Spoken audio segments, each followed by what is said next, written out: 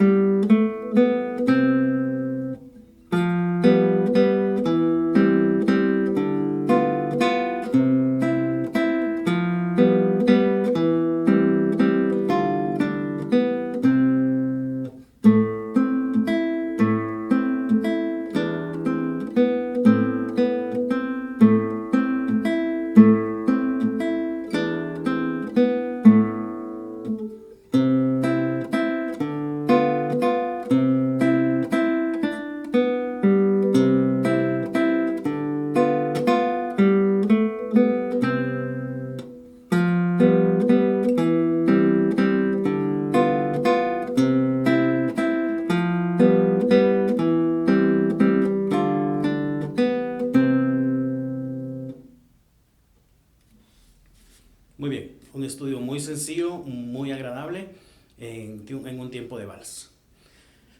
Primero voy a empezar con un consejo para los que estamos iniciando. La claridad en las notas. Todas las notas deben sonar muy claras y muy limpias. Y mucho lo que pecamos al inicio es que queremos hacerlo muy rápido. Y yo te aconsejo que lo hagas muy lento y muy claro.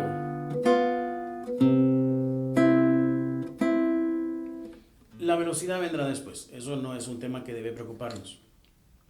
Lo que debe preocuparnos en este momento es que todas las notas suenen y que suenen muy claritas.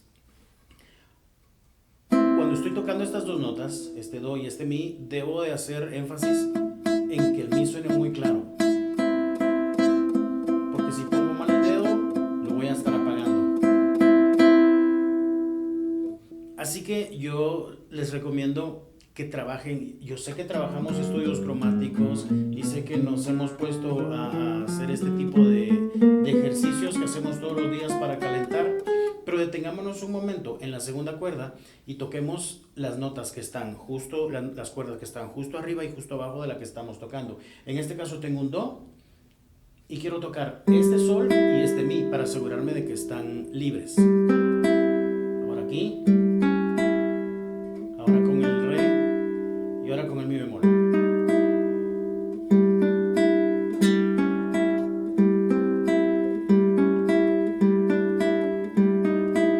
Y ese es un ejercicio que puedes hacer en todas las cuerdas.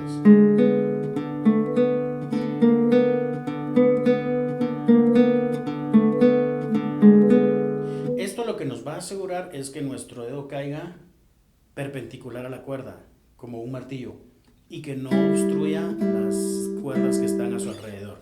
Ese es mi consejo para los que estamos iniciando. Todas las notas muy claritas y muy despacio.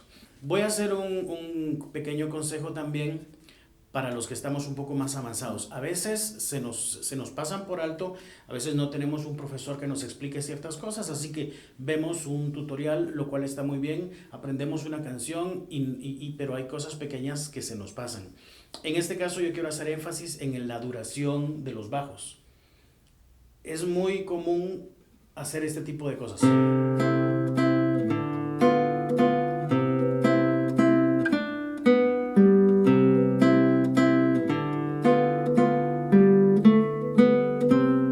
Si te das cuenta, en la última parte dice re y el re está sonando ahí todavía. Y eso no es lo que quería el compositor al hacer este estudio. Hago nuevamente esto, re. Voy a tocar todo lo demás muy calladito para que nos demos cuenta cómo el re sigue sonando. Está sonando el re. y eso no es lo que quería el compositor. Si vamos a la partitura, que te la dejo aquí la descripción del video, la partitura, esos bajos son una negra y apagarse aquí. ¿Escucha? Y eso ocurre en todos los bajos. Escucha.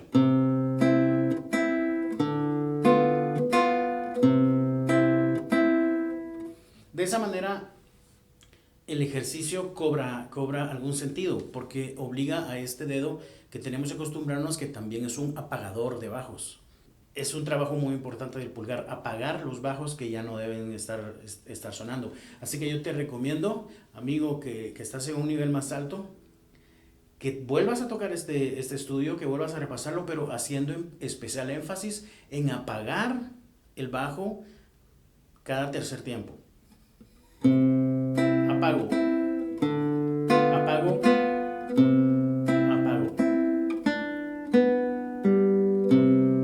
apago, apago. Así me aseguro de que no hay notas que están interfiriendo en la melodía. Y esto ocurre especialmente en la tercera parte. Ahora no voy a apagar los bajos.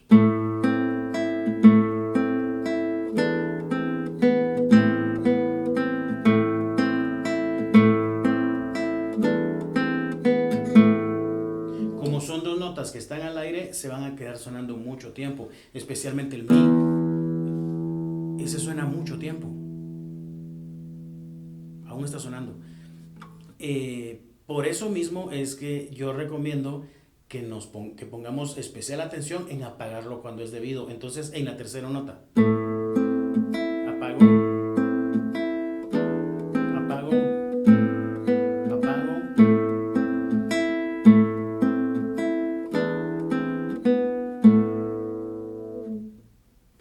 Pues nada, nos vemos la próxima semana en el estudio número 2.